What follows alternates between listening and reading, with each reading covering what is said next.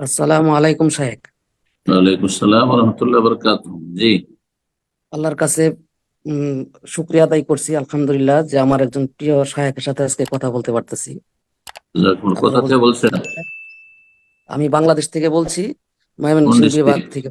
কিন্তু Bangladesh. Lenin Lenin সরকার নাম তো জায়েজ নয়। কোন মুসলিমের নাম লেনিন, কালমার্স, স্টালিন এসব নাম জায়েজই নয়। উস্তাদ, সেক্ষেত্রে আমি কি আমার নামটা নিজেই পরিবর্তন করে রাখতে পারবো কিনা? অবশ্যই অবশ্যই ফরজ। কোন জি কাফেরের শাহেক, নামে নয়। আরেকটা প্রশ্ন হচ্ছে আমার, সেটা হচ্ছে আমরা যখন এই নীরবে যে সালাত গুলো আদায় করি ইমামের পিছনে, সেক্ষেত্রে সূরা ফাতিহার সাথে অন্যান্য কিরাত পাঠ করতে হয়। সেক্ষেত্রে আমি ছোট সূরা গুলো যখন পড়ি, তারপরেও অনেক সময় ইমাম রুকুতে চলে যায়, সেক্ষেত্রে আমি ওই আয়াতগুলা শেষ করতে পারি না, যে কিরাত গুলা পাঠ করি। সেক্ষেত্রে আমার এই বিধান কি?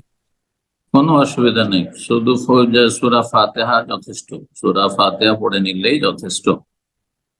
কথা বোঝা গেছে? সূরা ফাতিহার উপর অতিরিক্ত অন্য কোন আয়াত তার সাথে মিলানো অথবা সূরা, এটি হচ্ছে সুন্নাত মুস্তাহাব।